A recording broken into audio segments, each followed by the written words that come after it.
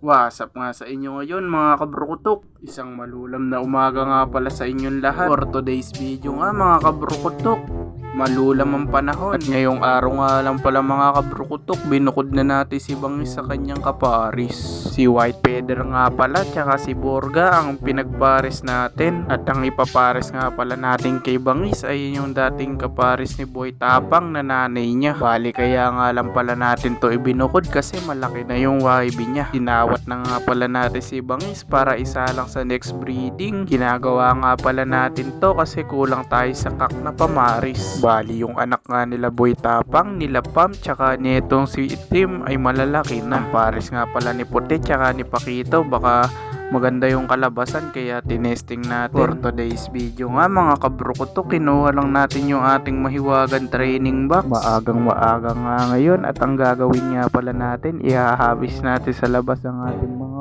YB. Bali for today's video nga mga kabrukutok, kinuha nga lang pala natin yung ating mga ihahagi sa labas. At ito nga ngayon mga kabrukutok, andito tayo sa gilid ng kalsada. Dito nga pala natin pakakawalan yung ating mga YB. Bali yung purpose nga pala nito para sipakin silang rumonda. At ayun nga pala mga kabrukutok, nirelease na nga pala natin sila mula sa ating training box. Bali, ito nga pala yung kuha dito sa ating loft.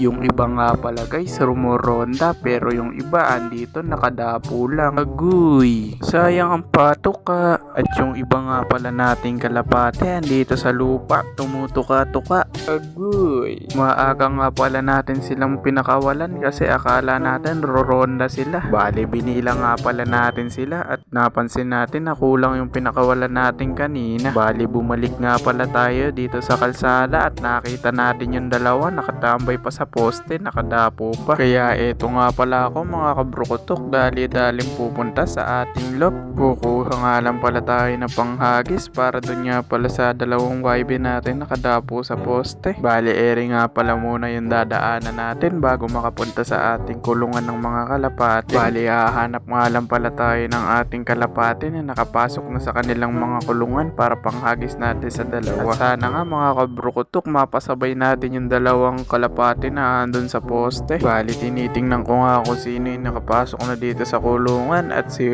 Barles nga pala yung nakita natin. At habang papunta nga pala tayo sa kalsada, may naispatan tayong lumilipad na isang kumpul na kalapate. At di sana all nakakapagpalipad ng marami. At ayun na nga mga kabrukutok, andito tayo sa kalsada. Hahagis nga lang pala natin si Barles sa harapan nila. Kita nyo naman guys, walang epekto sa kanila. Sunod nga pala natin dinala dito si ating Boy Tapang. Titingnan natin kung sasabay sila. Aguy, di na naman nga pala nila pinansin yung mga hinagis natin. Ito na nga pala yung last na subok natin. Si Pam naman na alias Putot ang hihagis natin. Bali pagkahagis ko nga guys, hindi na naman nga pala sumabay itong dalawa. Any tips ano gagawin natin sa kanila? Napagod nga ako galing kalsada at nakita nga pala natin si White Feather tsaka si Borga Paris. At sana nga maglabas pa si Borga tsaka si White Feather ng similya. Bali kasi si Pakito hindi na nagsimilya dito kay White Feather. At dito nga sa video na to guys, umaambon-ambon na. Kung inyo pa nga naaalala yung ginawa natin probiotic, ito na nga siya. Bali pasisingawin nga lang pala natin siya ngayong umaga. Dadahan-dahanin ko na nga lang siyang pasingawin kasi nung kahapon nung pinasingaw natin, sinabugan ako sa kamay guys. Sound check.